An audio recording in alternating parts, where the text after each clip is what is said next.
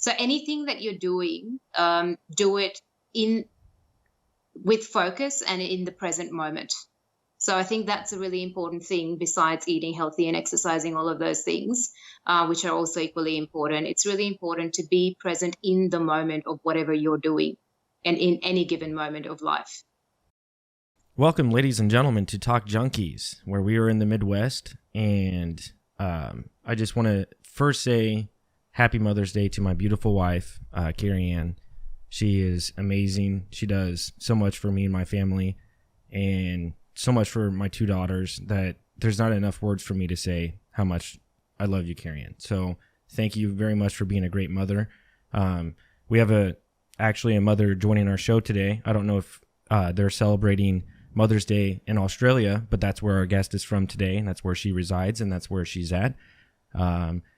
Neha, how are you? Welcome to Talk Junkies. Thank you for having me. I really appreciate it. And yes, so I am very well. We did celebrate Mother's Day in Australia here yesterday, which is kind of today for you because it's Monday here and it's Sunday there.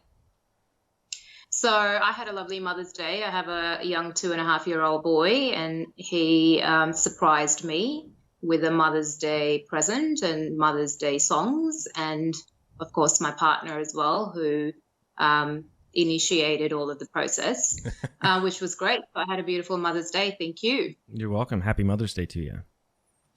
Thank you. So tell us a little bit about yourself.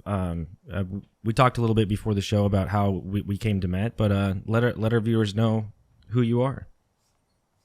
Yes, so I am a counsellor and psychotherapist here in Sydney, Australia, and I run a business called Novo Empower Counselling. So I'm in private practice, and I do both online consultations as well as face-to-face work with clients experiencing anxiety, depression, trauma, relationship difficulties. I'm also a relationship therapist, and I also do group work with people that experience anxiety and depression. So that's kind of like my background of what I do. I am a registered therapist, so I'm registered with the Psychotherapy and Counselling Federation of Australia.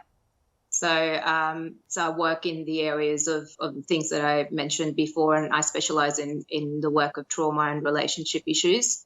So, yeah, so that's kind of like my background in terms of my studies. I studied in Australia primarily, although I am from India.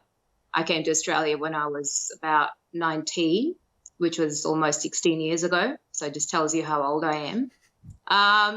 So I came here initially for an undergraduate degree in psychology. So I did my bachelor in psych from the University of Sydney here, and then I went on to having a gap in between that and working out what I really wanted to do. And it kind of never eventuated into becoming a clinical psych or anything like that, because I didn't really like the whole psychology degree that I kind of thought that I was signing up to some kind of talk therapy. I had an idea in my mind of how I wanted that to go, but it never went that way because I had to do a lot of statistics and a lot of other stuff that I didn't think I needed to do a psychology degree. But anyways, I went on, tried different things, became a disability support worker. I worked as an AIN, then I worked as an emotional support worker, and I always kind of worked in the health-related fields, but I couldn't really work out what I wanted to do. And then I think it was about 4 years ago or 3 years ago when I decided that I was going to pursue my postgraduate degree in counselling and psychotherapy, because I quite liked what counselling and psychotherapy offers, which are talk therapies. And that kind of really got me to be experimenting with where my passion really lied, which was, to do talk therapy and not do a diagnostic model of therapy, because I don't inherently believe that, there's something wrong with people or that you need a diagnosis of any kind to kind of work on your mental well-being, because everyone needs mental well-being in one form or another. So I went on to doing my postgraduate degree in counselling and psychotherapy, and then became a registered therapist and started a private practice, and now here I am. running a private practice in Sydney. That's amazing. I can just hear like the amount of work you talking about that, just the amount of work that it takes to get to where you are. That I just can't. I feel like a lazy person just hearing you talk about your life a little bit like that. That's got to take so much to get where you're at. Congratulations. That's amazing. Yeah.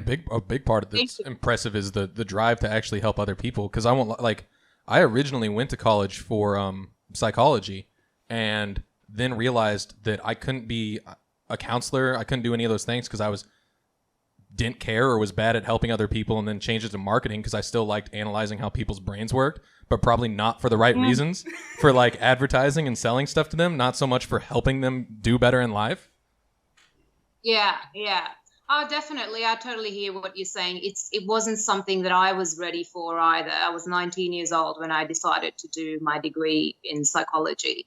So I wasn't emotionally ready to be helping people out. So I did the 4 years of that degree, and I was still in my early 20s and living life. And, I just wasn't emotionally mature to, I suppose, be in that frame of mind of helping other people. I needed to help myself, really. So I had my own trauma background, and it wasn't it wasn't until I'd done a lot of work on myself over the years. It took me 10 years to get back to university after I finished my undergrad to kind of, work through everything that I had been through and to process that, to be emotionally ready to be helping people out with their, issues in life. It's not something that just happens.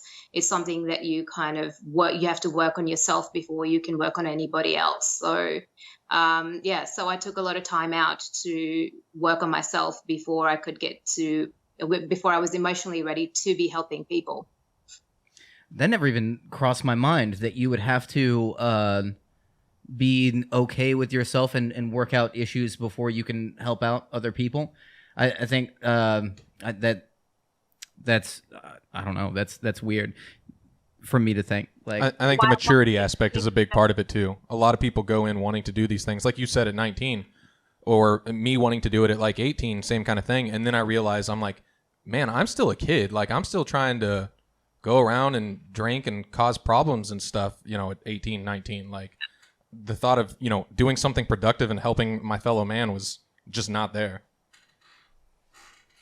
I think what was there for me, like forever, I studied psychology at school as well, was like I really liked the subject and I really wanted to help people, but I just didn't know how I would go about doing that until much later on in life. I'd done the education, but I hadn't done the work on myself, because you can't deal with someone else's trauma when you're in a traumatized state yourself, and you're living with your own stuff. We are all living with our stuff. So it wasn't until I had worked through that over many years of therapy, having therapy myself, to be able to understand what was actually happening for me internally, to be able to understand and go on to studying further and helping people further, and what it was that fueled me to help people.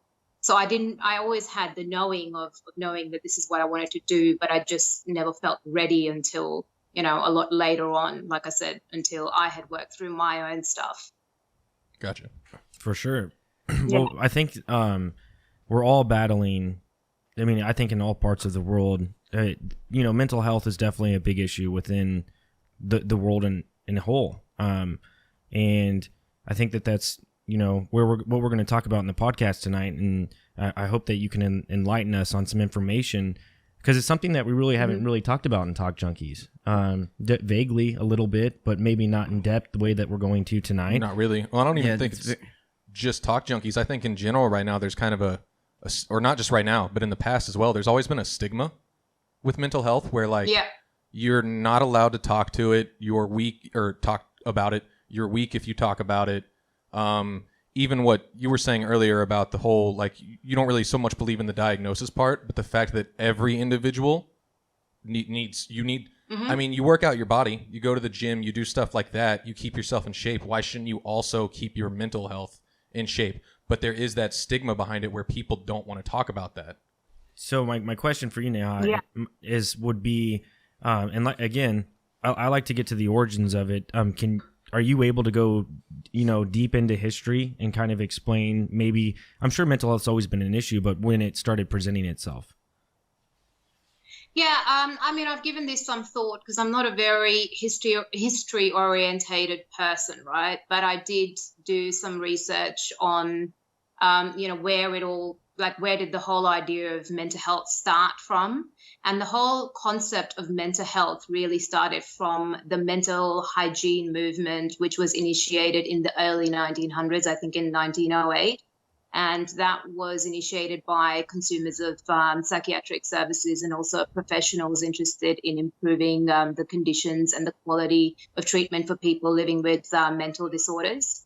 So primarily the origin of this mental hygiene movement, it came from this guy called, I think, Clifford Beers in the US. And he, and back, I think in the early 1900s, he published a book that was called A Mind That Found Itself. And that was a book that was based around his own personal experiences of admissions to mental hospitals. And he was quite, appalled by the idea of how patients in psychiatric wards were treated. So the mental hygiene movement in its origins and reflecting into Beers' experience in mental hospitals, it was just primarily concerned with the improvement of the care of people with mental disorders. So kind of that was the background of where the whole idea of mental health actually started. But there was obviously problems with the mental hygiene movement in that, its chief concern was to humanize the care of the insane, because they believed that there was something, it was back in those times, people, if there was something wrong with their mental health, they were classified as insane or, crazy, and they were put in psychiatric wards. So just to eradicate the abuses and the brutalities and the neglect from which the mentally sick had traditionally suffered, Clifford Beers began this movement. So, it received a lot of criticism when he wrote his book and things like that. But traditionally, that's where the whole concept of mental health started. But it wasn't but there was problems with the mental hygiene movement because it only concentrated on a community as a whole and preserving mental health rather than curing mental health. So it wasn't until the WHO that actually came in 1948, I believe, when it created, when it started to define what mental hygiene was, because until then there was just this movement, but nothing official as to describe what mental health was, because they only looked at it from a psychiatric perspective and not any other, not from a social aspect or not from a physical aspect or not from a mental aspect. So, so it wasn't until the WHO came in 1948 and it was created, and it described mental hygiene as all the activities and techniques that were encouraged and maintained mental health. And they kind of played around a little bit with the whole idea of mental health, and it wasn't until quite a few years later in 1961 when there was public health papers that were published in psychiatry and in mental health, and in the preamble of that, the WHO Constitution stated that health is actually a state of complete physical, mental, and social well-being, and not merely the absence of disease and infirmity. So that was kind of where the shift started to happen in terms of what mental health actually meant, because it started to, and it's this whole definition of health is now actually quite widely quoted as well. So so this definition is obviously a holistic one in that it overcame the body versus mind argument and the physical versus psychic argument, and also it was pragmatic in the sense that it incorporated into medicine a social dimension, which was also then kind of it gradually got into Europe in the 19th century. into what was mental health. So that was kind of like a little bit of a background of where it all started. Does that make sense to you guys? This absolutely. So this is almost kind of, would you consider it a fairly new science in comparison? Yeah, definitely. So with it being a fairly new science, and I know I'm just gonna ask you a question here. Are you ever worried about, because me thinking as far as I'm a psychiatrist to somebody, I'd be worried. Are you ever worried as an individual? Is this the best way to handle something? Like, are you ever worried that maybe the science isn't caught up, and then maybe like things could be done to worsen somebody within mental health? Because I get it, like that's just science. Like you have to go through that. But is that ever something that comes across your mind? Is this the best way to handle somebody's mental health whenever they come to me, just because it's a new science and things like that? Is that ever a worry for you? It's never a worry for me, because I think inherently, like, we all come with some kind of scars, right? They're like, I like to call them emotional scars. Right? We've all got some kind of an emotional scar that happens to us in our lives, right? It's how some people, it's up to you how you respond to that.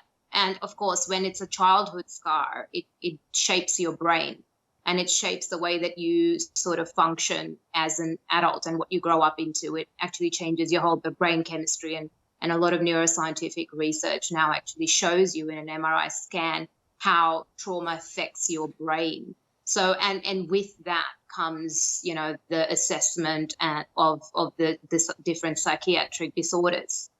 So it all starts somewhere. So I'm not too worried when someone comes with any kind of a mental health issue or a disorder to me. I have lots of people that do come in with that, but I don't tend to treat them as someone with a disorder.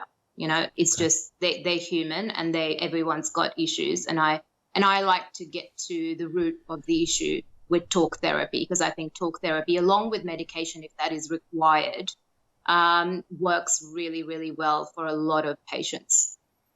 How many times do you think that it's somebody who just needs to open up to somebody else, where they feel comfortable about being 100% who they are and how they feel? Because there's, at least for me, like the way that I interact with my parents, I'm never, because they believe in different things, but I still love my parents, so I'm not going to get deep into that at all. But there's almost some kind of fakeness there within how people interact sometimes. How much of it do you think that, man, I can just be 100% with this doctor, with this expert, and I know that it's just this, I can be 100% who I really think I am, and then that's almost just a massive relief that, oh man, I don't have to be fake. That almost fixes the problem. some level of fake. You know what I mean? Like that's got to be huge within itself. But how much of a part of it is that for people? Well, that's a great point. Actually, therapy only works if you have that connection with your therapist, right? And a lot of times, like, patients will come in and they'll tell me that, I've been to 5 therapists already, 5 psychologists, or, I've been to so-and-so, and it hasn't worked for me. So that therapeutic relationship is the part of the healing process, because if you can't trust somebody, how can you work with them? So if I trigger a trauma in you, you're not going to feel comfortable with me. It doesn't matter how many qualifications I have in my bag. At the same time, like, if there is no therapeutic relationship, rapport happening between you and me, and trust is something that you either have with a therapist or you don't. Everything that you say is confidential in a room, right?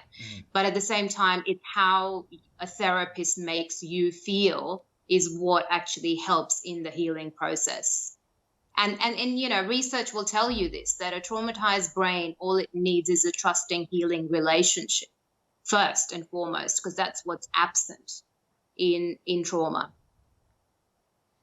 What do you think the biggest contributors to mental health is? I mean, and you can make it like on a small scale in like Australia, because that's where you see a lot of your patients, but it's something that has to be reckoned with. It's something that we have to put on the forefront, because a lot of people are dealing with these issues.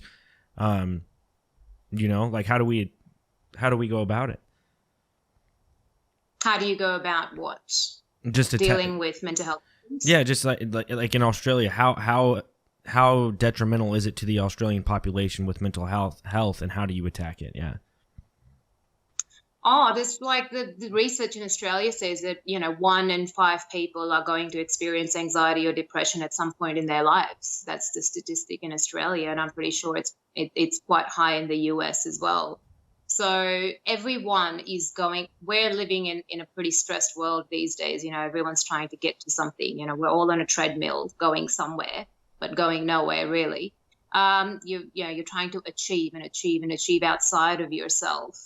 You have rents to pay, you've got mortgages to pay, you've got kids to handle, you've got, a million responsibilities on your head. You've got jobs to go to. People have 3 jobs here to support a living. I myself was working 2 or 3 jobs for a long period of time.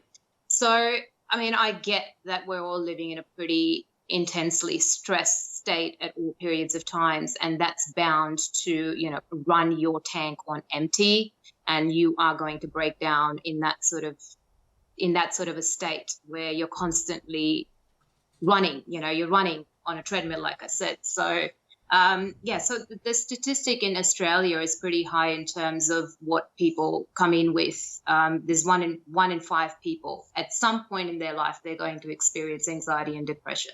So that's kind of where the Australian statistic is. I don't know, how is it in America? I don't know the actual number, but I'm sure it's the same or higher. But I'm sure it's like that everywhere, which brings me to you brought up the fact that today people deal with more stress and working multiple jobs, and there's just a lot going on.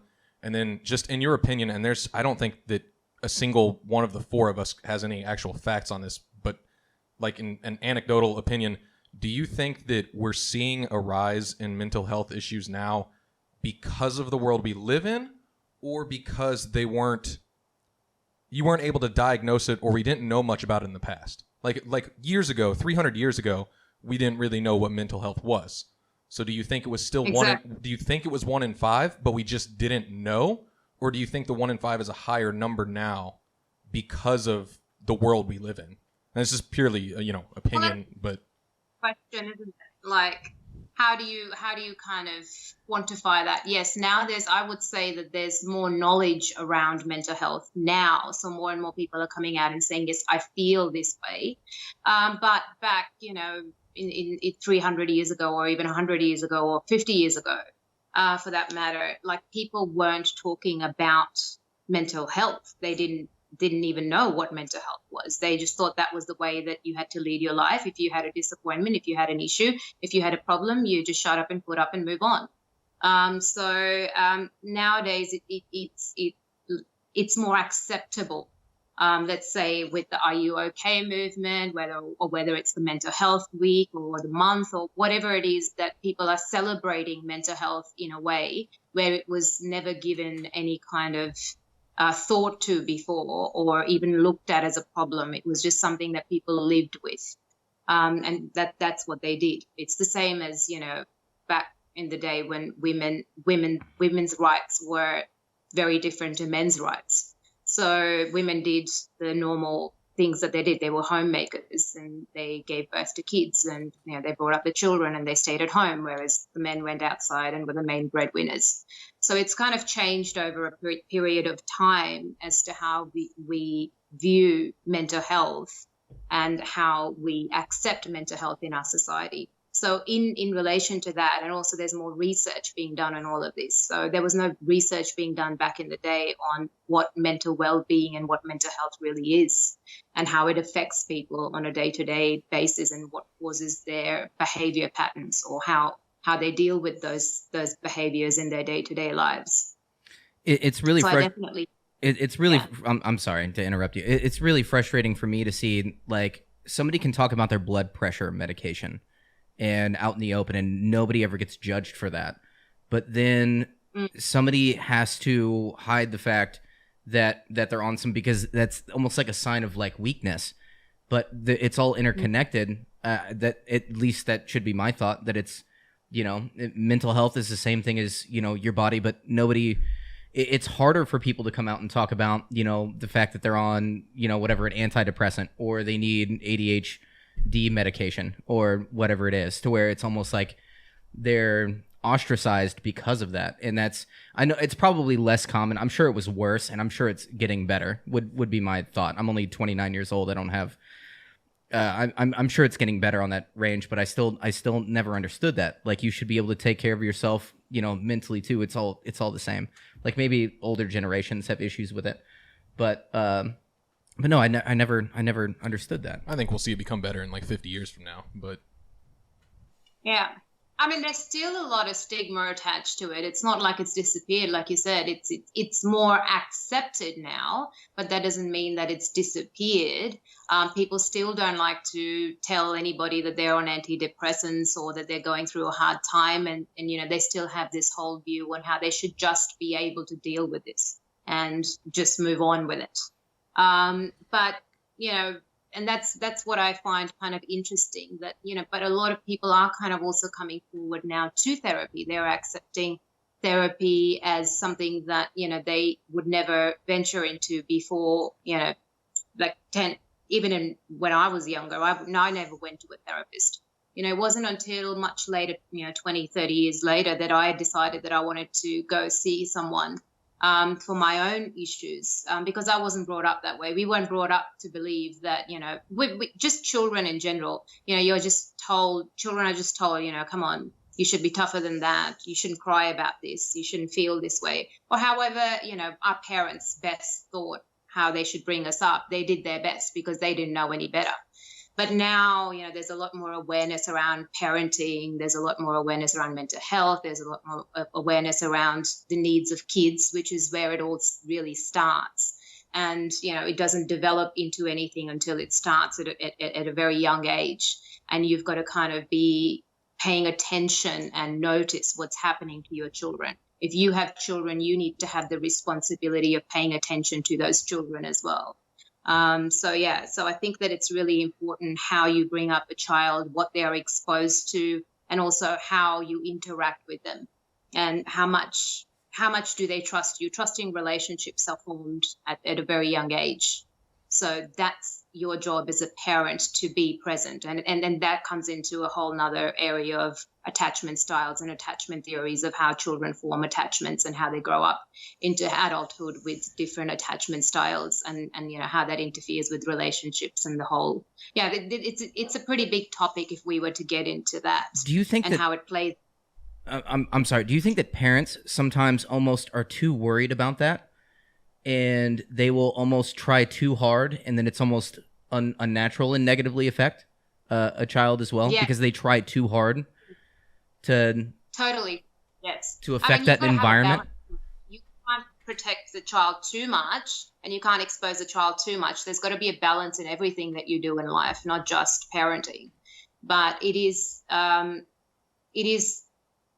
got to be a balance. Not too much protection is not good either, because it doesn't help the child to develop on a normal level and go and have those experiences. But I do think that too less of caring as well, that's kind of turns into a neglectful situation. Or what kids are viewing, domestic violence is on the increase these days. There are a lot of problems happening in society, and what you're exposing your child to, whether it's some violent content on television or on your phones or on your iPads or whatever it is that you are exposing your child to, is all shaping their brain, which doesn't form up until much later on in life, until you turn 18. And there's a reason, why you say that you're not allowed to drink up until then. Is there so the child's brain is being formed for a very long period of time. And whatever ruptures happen in those period of time are ruptures that also need to be combined with repairs. Is there any... And that as is difficult to do sometimes, but it's good to have a mindfulness around what you as a parent are exposing your child to. I think, being a recent dad, I have two daughters under, Phoenix is about to be 3, but anyways, I'm going to try very hard to do all those things you just listed off. Honestly, I want to give them the best world and the best life.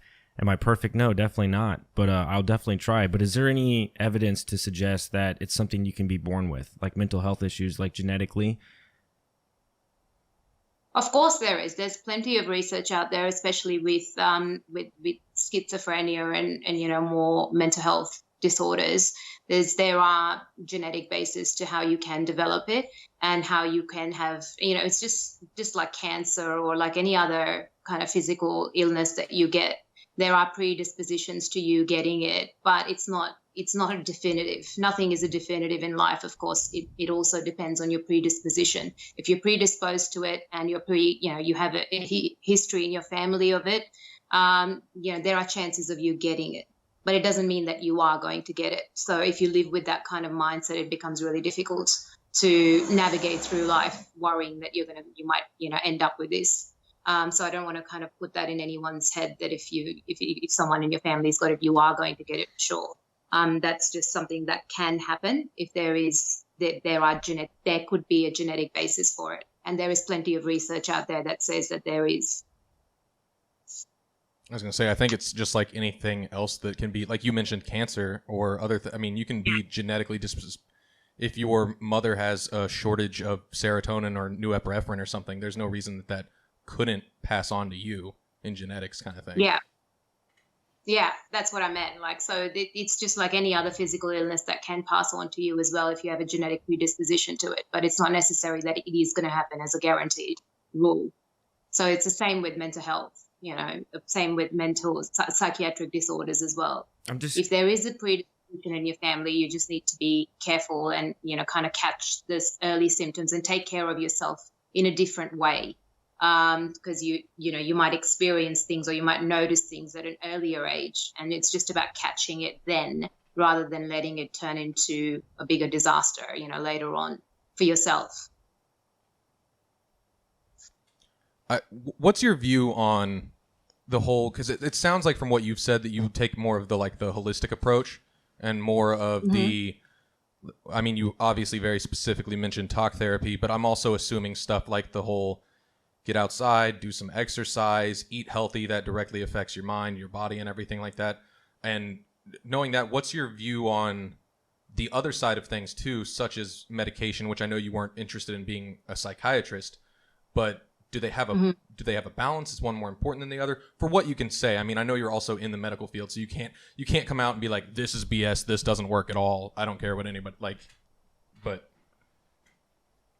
Well, let me tell you something. Like all of these approaches, whether it's medication, whether it's eating right or sleeping right or talk therapy, they are all essential in treating someone that has problems. You cannot just sit there and expect your problem to disappear. It's very, very, very, very important to move your body, and if you move your body, your mind is calmer.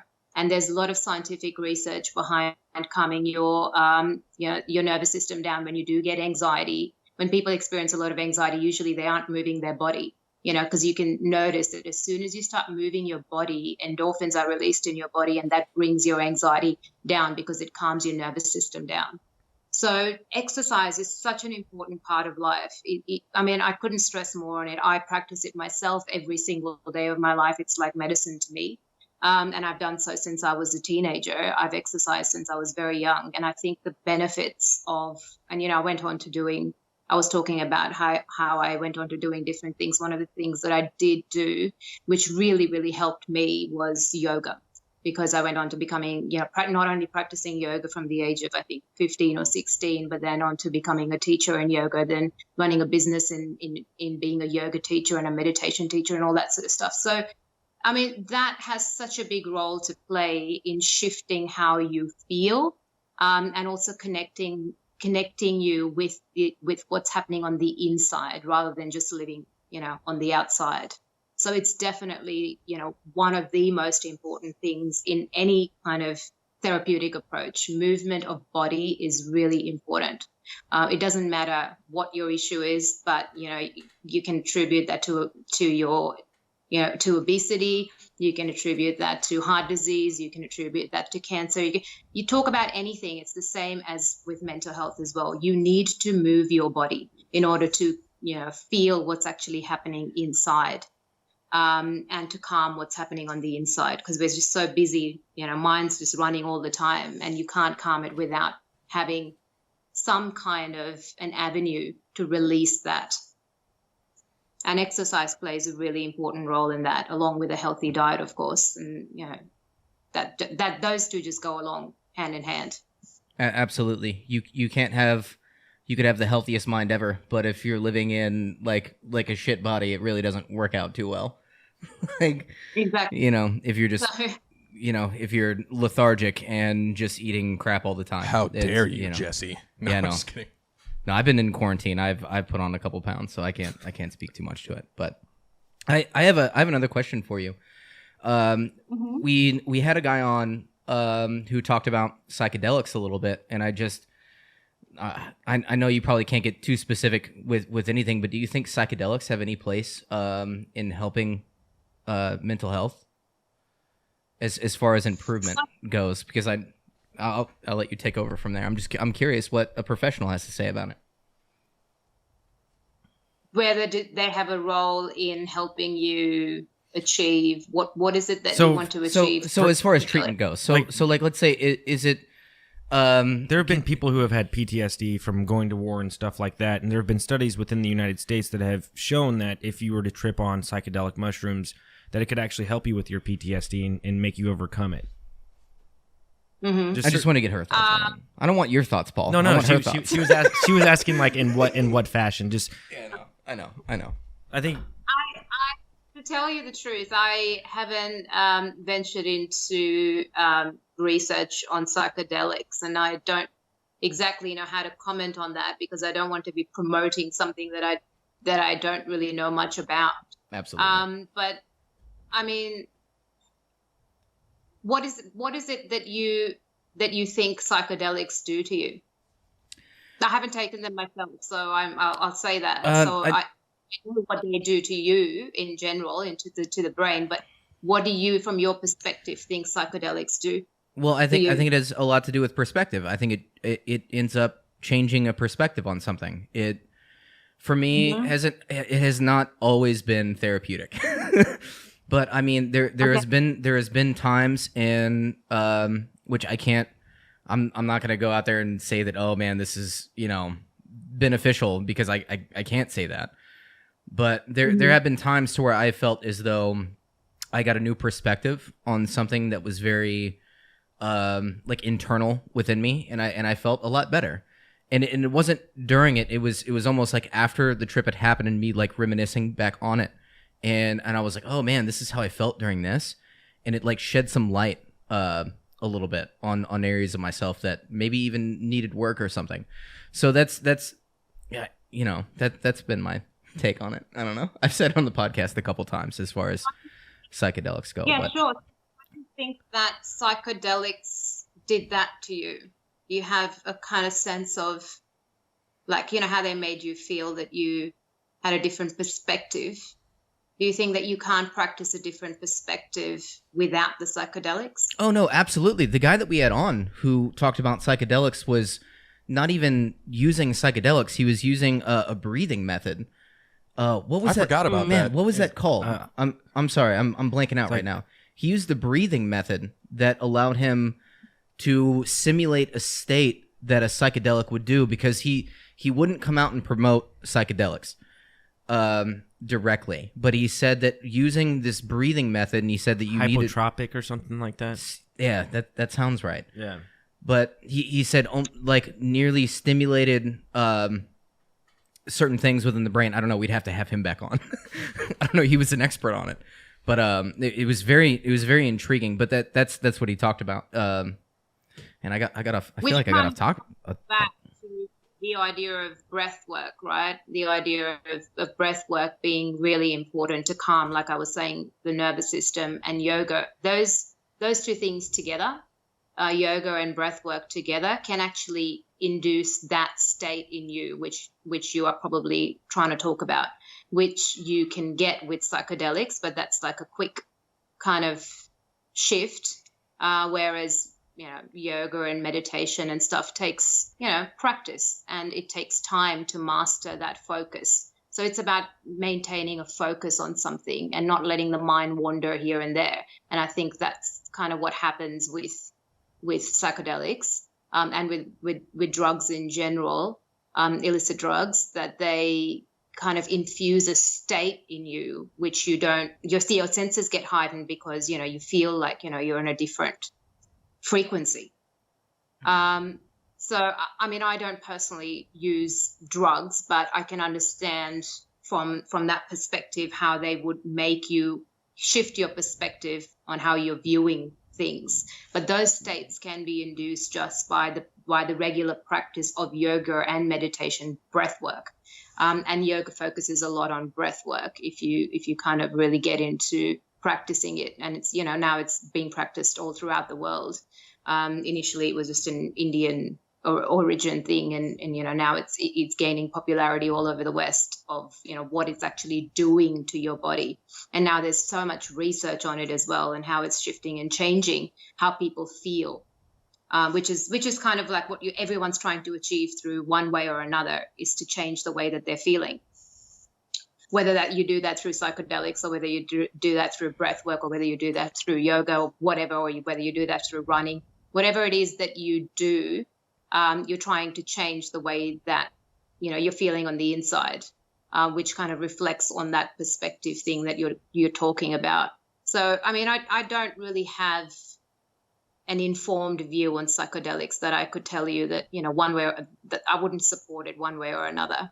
I don't know what to say about it. So I'm sorry, but I can't answer. No. That's fine. That's fine. I just had to bring it up. It's always a topic that interests me, as far as psychedelics go. And we had somebody on talking about how you shouldn't rely on, and this was the guy that we had on for psychedelics, talking about, hey, you probably shouldn't do psychedelics. He was like, you need to do other things first. Right. He was like, if you're looking to have some real answers to your problems, he was like, don't rely on that immediately. He was like, there's other things. But I was just curious about your opinion on it. But. And I didn't even think about it till just now when she was talking about the yoga thing. Like, I remember him talking about breathing, but with the yoga thing as well, and stuff that you've told me in the past about like psychedelics and whatnot. I think a big part of it, of either side of those, is not so much the side effects you get from psychedelics, maybe like colors or anything shifting or anything like that, but I think it's the stepping out of your own id or ego, whichever. I always get those terms intermingled, but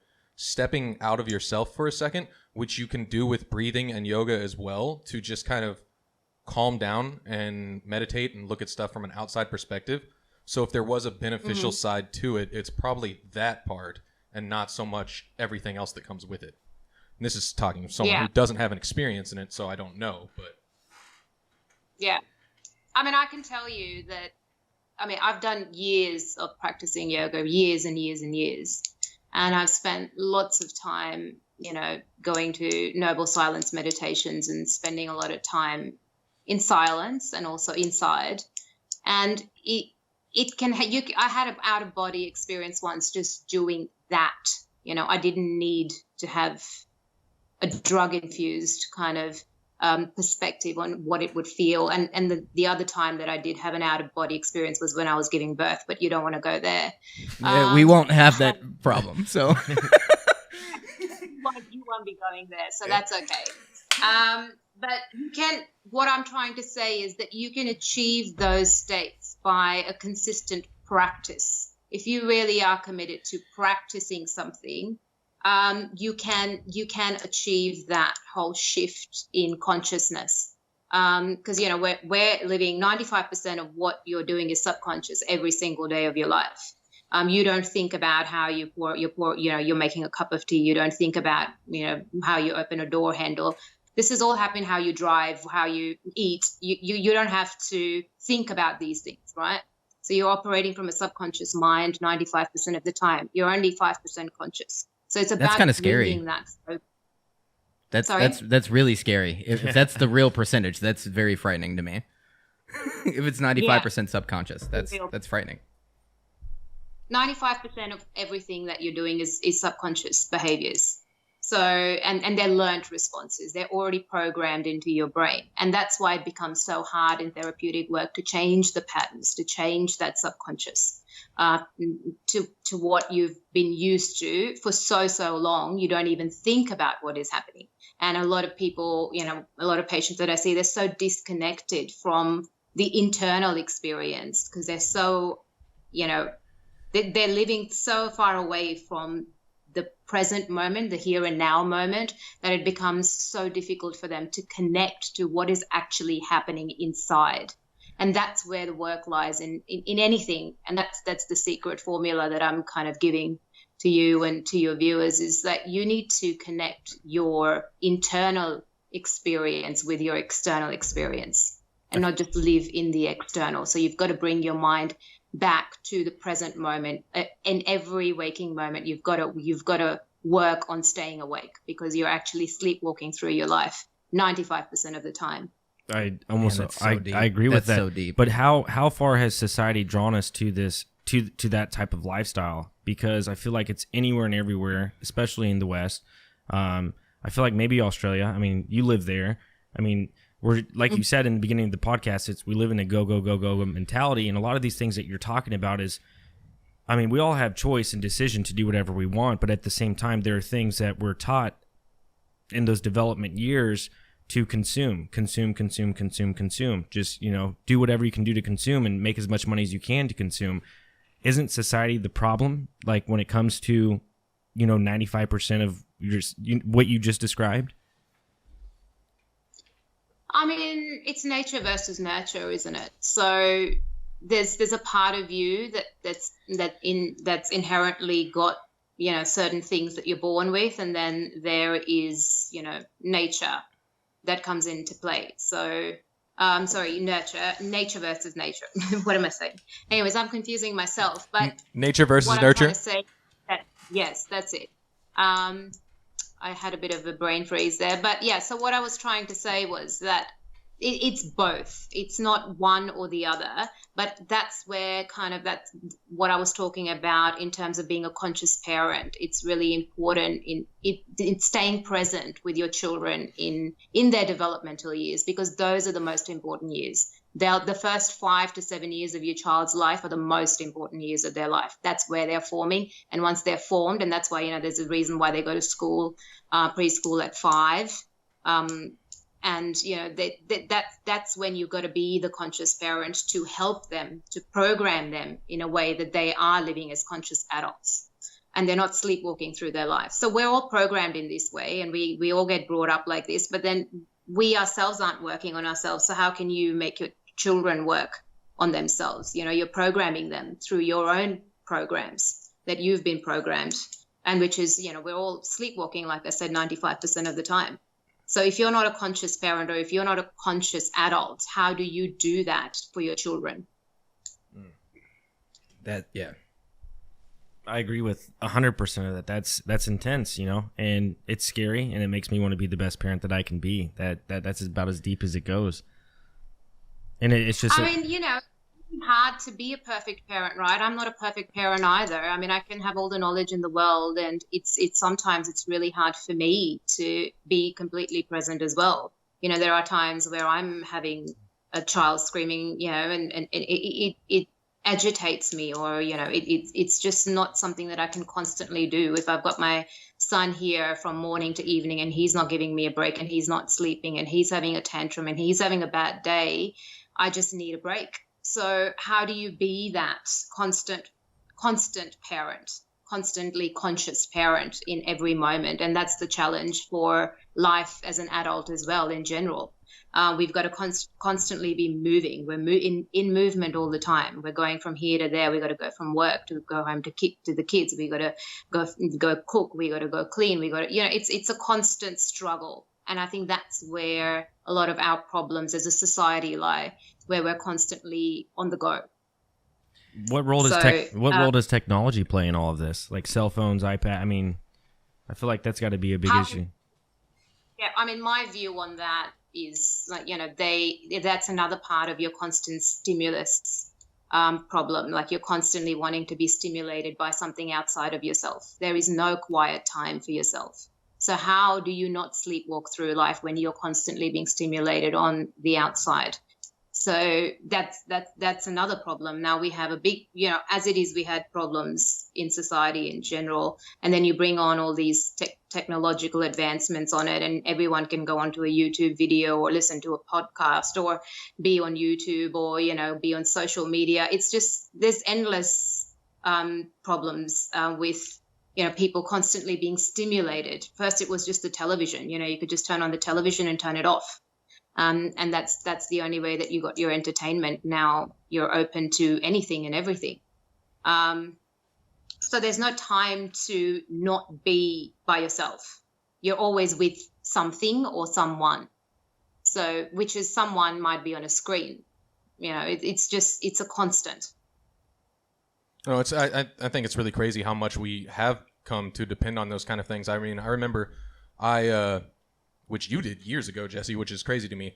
But I deleted my Facebook for about a year, and then I had to get it back for a while due to work reasons, and then I got rid of it again. But I remember specifically when I first deleted it for like a year, the entire first month, every time I opened my phone, my thumb automatically went to where that button used to be. Like subconsciously, my thumb just went there because that's what I would randomly scroll through when I was bored. So it would literally be take my phone out of my pocket, hit the button on the side, and then my thumb would go to where that button used to be without me ever, like for a month. It was crazy. Yeah, and that's what I was talking to you about, right? These are all subconscious behaviors that we're doing on a daily basis that we don't even realize.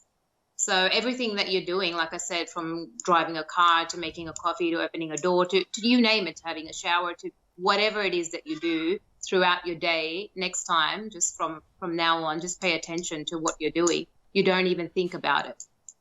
I feel like I have to bring this up really quick. I was debating whether or not to ask you this, but we have this thing over the radio.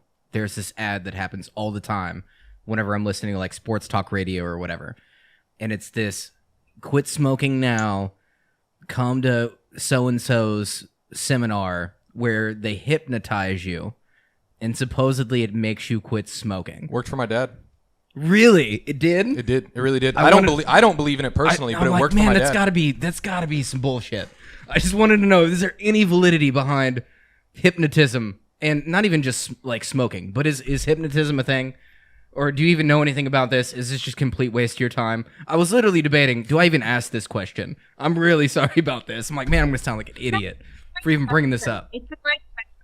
It's a great question, and it's really fascinated me too. Like, I was really interested in hypnosis, so I went along and did a whole course on hypnosis myself.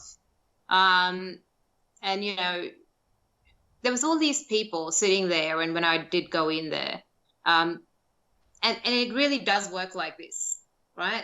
There were all these people sitting in there and listening to this person, and he's playing all these games, and I thought they were games, but it was actually a real thing that he was doing. He was shaking something in front of them, and he was doing mass hypnosis of the entire room. And I didn't get hypnotized, and there were people in there that didn't get hypnotized. And I don't think that it's one way or the other, whether I believe in it or I don't, but I do think that your brain is a very powerful tool, and it believes what you want it to believe. So if you really believe that this is happening to me, it's happening to you. But if you really believe that it's not, then it's not happening to you. So your brain's a very, very powerful tool. What a great answer. That's how it works. I completely agree with you. I think that's a fantastic answer to that. So I honestly feel like that's why it worked. I feel like I could go down that rabbit hole with that, but I'm not going to do that. I was debating whether or not to even bring that up. But why it worked with my... No, it's a good question. I mean, one that has interested me for the longest period of time as well. Does hypnosis really work? And I know a lot of hypnotherapists as well, and they make a business out of this, and they work with this. So it's always fascinated me whether it works. It has never worked for me, but I know that it works for a lot of people. So what do you say to that? That's why I'm saying your brain is a very powerful tool. It will work how you want it to work, and you have the ability to change that in any given situation. What role do dreams play within all of mental health? Oh, dreams is such an interesting one, isn't it? I love the whole dream kind of psychology, which started from Freud, dream analysis. But dream analysis is pretty deep, and I think dreams are a window, or it's believed that dreams are a way of entering into another reality. So whether that reality is existing on this planet or not, I don't know. But there's science on what dream interpretation is all about, and there are people that do dream interpretation. And I do believe that dreams are a sign of telling you something from your subconscious mind. So if there's any fear-related dreams or any trauma that you're processing, or anything that you're processing is processed through dreams. But I don't do dream analysis myself, but I do think that it's very fascinating and very interesting to me. And dream analysis is a big thing in the psychodynamic world.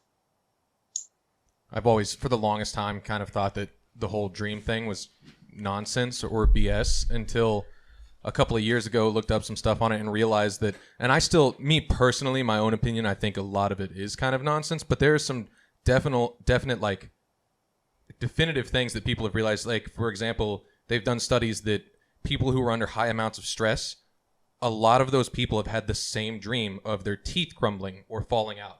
Like, that's a very common one that many people under stress have had. And there's others too. I can't remember them. Something about... I've had that dream before where I lose my teeth. It's super stressful. It's a very common dream. Wow. That's weird. Yeah, there's a lot of people that work in dream analysis where they actually interpret what your dreams mean and what is, and they do this through therapy as well, right? Where they do talk about what your fears are, or what your anxieties are, what your worries are, what your traumas are, and all of that sort of stuff. And then, people bring in their dreams in terms of, what's happening for them in their dream, and they do dream interpretation of what that could possibly mean for them and what it's trying to tell them, and how they're processing that. So it's fascinating work. It's definitely something that's on my list of what I'd like to do in the future, but it's not something that I do work with. So unfortunately, I can't tell you much more on that, although I'd love to. Do you think that there's a sector of, I'm probably screwing this up right now, psychiatry or psychology, whatever, that you feel is being corrupted and misused at all in any way, as far as people being taken advantage of? I know this is a weird question to you, and it just came up into my head. Maybe I shouldn't have asked that. But because with any institution or science can be, I think, can be corrupted in a way, but especially with this one, I think that there's a lot of opportunity there, because if you're able to make somebody feel comfortable, and you can take advantage of them fairly easily. Like, I don't know, maybe it's like the Hannibal Lecter movies coming into me. The fact that, he is, you know what I'm talking about, where he can evaluate you really quick and then know your weaknesses and be able to take advantage of it. Not so much to that. But do you think that there's any sectors of the work that you're involved in that you've seen over the years to where you're like, man, this is just people out for money and taking advantage of people? Well, there are therapists that keep you. I don't work like this, but I know that there are therapists that can keep you on a crutch for a long period of time, trying to exploit, like, when they can assess, where your strengths and weaknesses lie. So, which is human nature, isn't it? In general, it's not just exclusive to this particular area of work. It's in all areas of work, where if Absolutely. you can be manipulated, right? There are people that will take advantage of you in that sort of a way. So I don't think that it's exclusive to this particular industry, but of course, working in the mental health profession, you are bound by certain ethical, if you're a registered therapist like myself and a lot of others, psychiatrists and psychologists and registered therapists have to go through a registration board where you are you're liable, for your ethical obligations. Yeah. So hopefully not kind of doing that to people, because that would not be an ethical thing to do. But then again, a lot of industries have that. It's like a doctor, a doctor's not going to exploit you. It's not part of his ethical duties to be doing that. So, it happens. It happens. I wouldn't say that it doesn't happen at all, but I wouldn't say that it's a common phenomenon. Okay, I just didn't know if going back to like hypnotism, where you're like, man, hypnotism is bullshit. I think that's just humanity in general. You're always in every field. Anything's corruptible. I think anything. I just didn't know if you had something, because I really wanted to hear that. Oh yeah, hypnotism's bullshit. Is what I really, just plain and simple, because you're so articulate. That's your own confirmation bias, and you give so much information on something, and I really like how you get in depth on things, which is probably a lot of your job too. Which is why you're good at your job. But I just wanted to hear you say, "Oh, hypnotism's bullshit," and then just end the sentence. That's maybe what I was hoping for, but no, I don't know. I just the question came up into my head, so. Well, thank you. I appreciate you saying that, but I do like to kind of consider different viewpoints on different things. It's part of not just my job, but not just what I do, but also me as a person. I like to kind of get an idea of different things and try out different things myself to make an informed decision about whether it works or not. One thing might work for me and another might work for you. So I'm not closed off to the idea of something working for me and not working for you, and vice versa. So, things work out different. There's no one size fits all approach that I follow in any aspect of my life. So I think everyone has different things that they follow and that work for them. And you've kind of got to be open to the idea of exploring, those sorts of things for any person. And I think that's interesting. We're all different and we're all unique in our own ways. So in order to satisfy that uniqueness, different things work for different people. Is there anything other than, eating healthy, keeping things to keep your mind strong, other than eating healthy, working out? What are some things that people can do in their house daily? Just something that's just an easy practice to work on their mental health. I think a very easy practice just to do is breathing. If you could just focus on taking a deep breath 2 or 3 times a day and just coming back to the present moment of what you're doing in this moment, that's a really, really effective way of kind of bringing your mind, the chatter in your mind, back to the present moment. So living in the here and now, which is what I was talking about, not sleepwalking through your life, but being consciously aware of what you're doing in any given moment is a really important thing that anyone can do. Right? Whether it's you're making a coffee, you make a coffee with awareness, give it your full attention. If you're cleaning utensils, if you're present with your kids, give it your full attention. Don't be busy on a phone, or don't look here or don't look there, you're having a conversation over there. So anything that you're doing, do it with focus and in the present moment. So I think that's a really important thing besides eating healthy and exercising, all of those things, which are also equally important. It's really important to be present in the moment of whatever you're doing and in any given moment of life. Deliberate actions instead of involuntary actions, just doing everything deliberately. I wanted to... Yeah. People call mindfulness a different, I don't like to use the word mindfulness because that's kind of given a spiritual connotation. So I like to use the word in the here and now, in the present moment. I wanted to ask you a question that gets back a little more to you specifically and your work. You talked about how you have your own practice, so I'm sure you have a good amount of clients and everything, and this may be a rough question. I don't think anybody thinks about the therapist in this sense, but is it difficult or good? I'm sure there's happy times too. When you take some of this stuff home with you, I'm sure that there's times that you talk to someone and then you have to carry some of that burden home, and vice versa. You talk to someone and see that they're getting better and get to take that joy home. Is that difficult to deal with on a regular basis? Because I can't imagine that being easy. That's a very interesting question. And, and this is something that I love doing, right? It's not something that I do as a job. This is something that's my passion. So there's a difference when something is like a burden, where you go to a job, you got to go and you've got to earn the money and you've got to kind of bring it home. And, it's just, it seems like an effort.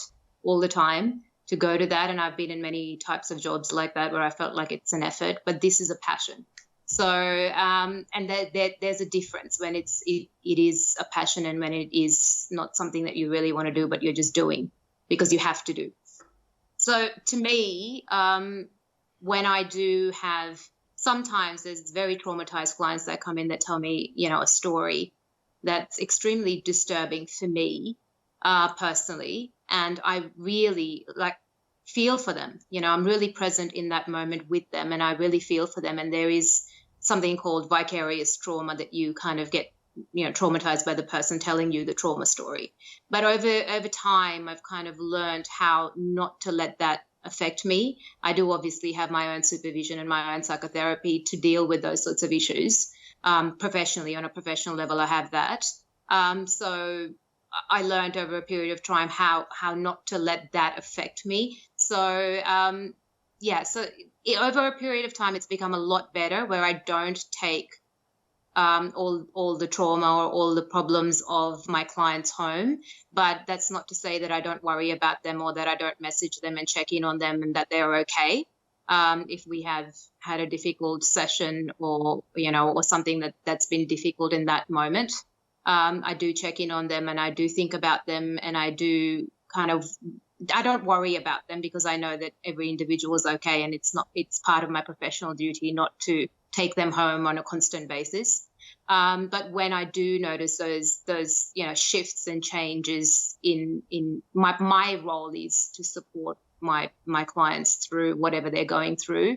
And when I do see them getting better over a period of time, it's a really exciting thing for me that I like to celebrate with them in the room.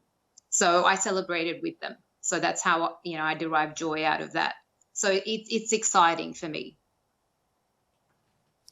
Yeah. No, I mean, you basically, before even answering the question, you answered it when you said the fact that this is your passion and not your job. That's where it's kind of impossible for you to take burdens home because that's exactly the reason that I couldn't be a psychologist, I couldn't be a nurse, and I would take burdens home is because I'm not passionate about it. So it's just interesting to hear that. Yeah. What type? Yeah, you apply that to anything in your life that you're passionate about. Does it feel like a burden to you? No. So anything, whatever your passion is, it could be anything like riding a bike or, cooking or whatever it is, whatever your passion is, and your life, your job, whatever you do for a living shouldn't feel like a burden. It should feel like, like you're breathing. This 100%. Is what you love to do. Is there any studies or evidence on mass mental awareness? I know I'd mentioned to you in the email the effects of what COVID-19 has had on the world in general, and I don't necessarily want to go down that road, but I'm just curious, on a mass level, how this has affected the world. Is there any type of evidence or research that you've looked into where mass mental awareness is affected?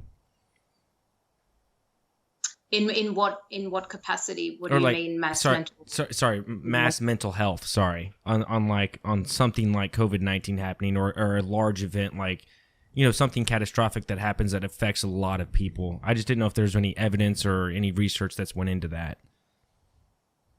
Talking tragedies like school shootings or. I know that the whole COVID-19 this is a once in a lifetime experience for most of us. Something like this has never happened in my existence or in yours, I'm sure, where, we've experienced a pandemic of this nature. So it's had huge impacts on people's mental health because there's been so much, psychological distress. There's been so much anxiety for yourself and for others, depression, social isolation, the interruptions to employment, people, having lost their loved ones as a result of something like this and then not being able to see them in that process as well.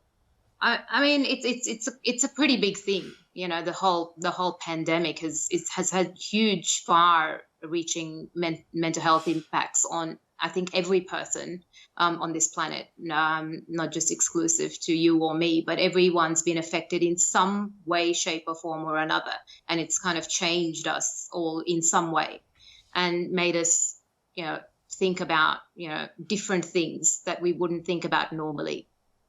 So I would turn that question back to you. How do you feel about the pandemic? Has it changed you in any way? I think it's changed me a little bit.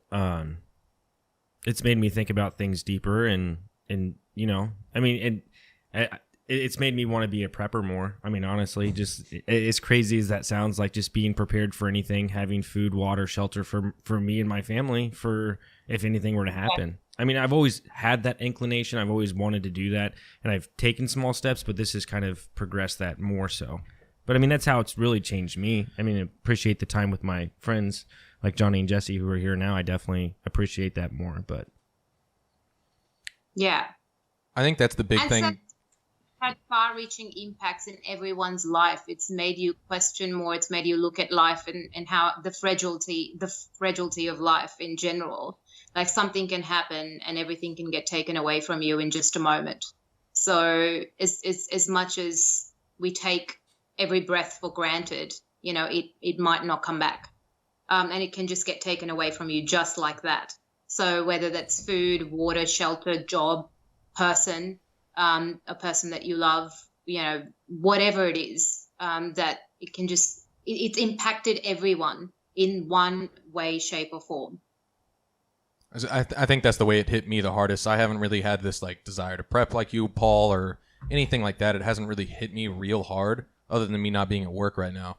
But on like a mental level kind of thing, it has made me realize how much that we take for granted, and made me think a lot more large scale, like having to remind myself this is very temporary. And by temporary, I mean, it could be 3 months, it could be 2 years. Regardless, that's very temporary, and life goes on after that. And I mean, when I was younger and was having a bad time with something, I had to tell myself, does this matter 2 weeks from now? Like it may, if something's bothering you incredibly inside right at this moment, is that same thing going to bother you two weeks from now or 2 months from now? Because if you know that it's not, then everything's okay. And, you know, you got to look at things in a large scale, not in a one day kind of situation, as what this has really shown me. Yeah, that's great. Yeah, and that's what I'm saying. Like it's affected everybody in a different way on a mental health level, where, you know, it's just it's kind of shone a light on what is important and what isn't important. You know, that whether it's in the here and the now, this is all that you've got. You know, whether you're going to live in the past or the future, that's so you're not here. For a lot of people, it's made them, you know, actually exercise maybe that 5% of their or of their conscious that they're, you know what I'm saying? They're using something that they've never used before. So they're actually exercising their mental health, whether it be good or bad, but I mean, isn't it? 100%. So it's raising your level of consciousness. It's affected you in that sort of a way. For other people, you know, it's made them really anxious. It's made them really depressed. They've had a lot of grief and loss happening through this process. So it's affected people in lots of different ways. You may not be affected in one way, but you're affected in some way. For sure. Well, we're a little bit over an hour. It's definitely, I don't know if you guys have any lasting questions. No, I didn't have any questions. I just wanted to, I mean, I guess this is kind of question, not really. Is there anything else you wanted to say? Any closing remarks, or let the people out there? The big one for me, and I know we didn't focus on this at all, but this goes back to the whole there's a stigma there and everything. And I just want the best way for people who do need something to go get that, because I feel like there's either people who are embarrassed to go do that, or people who legitimately don't know how.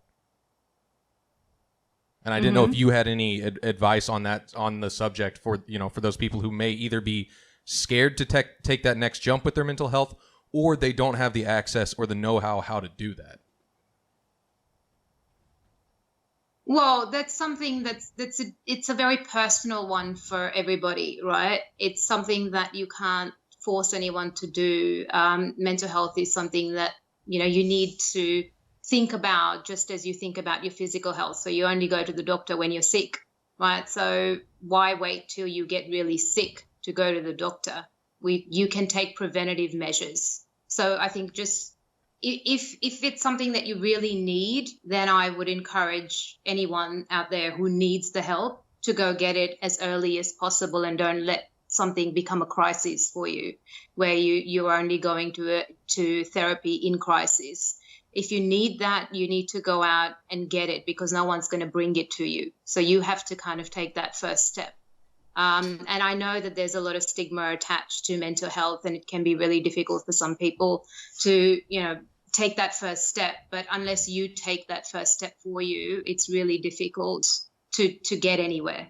So there's no one, and I've had a lot of calls like this where concerned family members call me, like, this is happening to my brother or sister or girlfriend or boyfriend or husband or wife, and I think that they really need help, and do you think that you'd be able to see them? And I'm like, well, can you get the person that needs the help to give me a call, right? And if it's a legit reason where they can't call you, that's something different. But it's mainly that the concerned party is giving you a call, but not the actual person themselves, and they don't want to take the initiative of doing it. So that becomes really difficult, and that's why I say that if you're not going to be able to do that for yourself, no one can do it for you. So you have to take that first step and be able to be strong enough to say that, what, this is not how I want to lead my life anymore, and you need to go out and get that help that you need. Coolio. I was just curious, just trying to help people out there, Definitely. There's a lot of people in need. I mean, it has to come from you. You have to, it cannot come from another person. You have to take care of you. No one else is going to come and do that for you. If you're waiting for someone to rescue you or to help you or to get you out of a situation, it just won't happen. You need to take the first step to help yourself through whatever it is that you're experiencing on the inside. Well, that's all I had. Did you have I don't think Paul or Jesse had any. Did you have any closing? No, I didn't have any. I didn't have any other questions. Me personally. No, I just want to thank you truly for coming on. Oh, absolutely. This was awesome. I really enjoyed this one. This one was. I just like getting to see other people's perspectives on things that I think I know a little bit about, and then realize I know nothing. Well, I've learned from you guys too, so thank you for having me. I really appreciate you inviting me to do this. It was great chatting to all of you. So thank you so much for having me. I really enjoyed it. Yeah. I hope I've kind of highlighted something for you and for your viewers. So thank you so much for having me. No, thank you. Thank you. Absolutely. Definitely. And if we have any Australian viewers out there, how might I doubt that, how might they find you? I don't know if that's something that you're willing to talk about, but you have something going on. We really haven't talked about that, but sure. They can contact me through my website, which has all my details. So my website is www.novo Counselling, so EMPOWER counselling.com.au. So you can find me on my website if you need any therapeutic work, or if you want to come and see me personally. I also do phone consultations and Skype and Zoom. So I am open to doing therapy all over the world, because now we're living in a world of technology where we can do that. So so you can find me on my website and all my details on there and what I do, and have a read of it, and hopefully you enjoy my blog on there too. For sure, and I'll put your website's link down below, or Johnny will actually. Yeah, I'll put it in the description. Yeah, so they're able to find that. So Neha, thank you so much for joining Talk Junkies. Thanks for all your great hard work to the world and to just to where we are right now. I really greatly appreciate it. Absolutely. Well, thank you so much. All right. Well, you have a fantastic day. We're not. Oh yeah, it's like noon there, right? Yeah, we're not into Monday yet, so. Yeah, it's almost 3 p.m., but yeah, it's afternoon. Yeah, it's like midnight here. Yeah, you're about to go to bed now, aren't you? Sure. Yeah, pretty close. Yeah, pretty close to it. It's about that time. So thank you very much. You have a fantastic day. Thank you. Thank you so much. Thanks. See you. Bye. Bye. Bye-bye. Well, there you have it, ladies and gentlemen. Neha from Australia, novaempowercounseling.com.au. Yeah. I'll put it in the description. For sure, man. That's awesome. That's we've never really hit it like that or ever about mental health, and I think that's very important for Talk Junkies to talk about that. There's just a lot of great information in that podcast, man. I feel like we talk about, at least we try, and this may be us pulling our own chain here, or tooting our own horn, whatever the saying is, that we talk about some really good stuff, but I feel like that one was really good as well, in the sense of this is stuff that is important and should be important to people, and people should understand that there's stuff out there, you know? That went completely the opposite direction of what I thought the podcast was going to go, you know? And I don't know which way it was going to go, honestly, but the way it went and the information that she shared. I really thought we were going to talk about dolphins and popcorn, but this was better. This was better. For sure, man. No, it was awesome. Yeah, no, it was. I was a little intimidated. I'm not going to lie, because I'm like, man, she has worked, especially her talking about her early life. I'm like, fuck. She's worked really hard, and we're like, and I was man, like, I don't have anything to say. You've worked so hard. I won a spelling bee once in preschool. Man, that was cool. So much. I'm like, man, this is really intimidating. But we should never be intimidated. I was intimidated. No, I am too. I know. But the last time that honestly, I felt less intimidated by Crow the first time around. As to her, I'm like, man, she's so just well informed and has worked so hard. I'm like, man, we got to make this work. I don't know.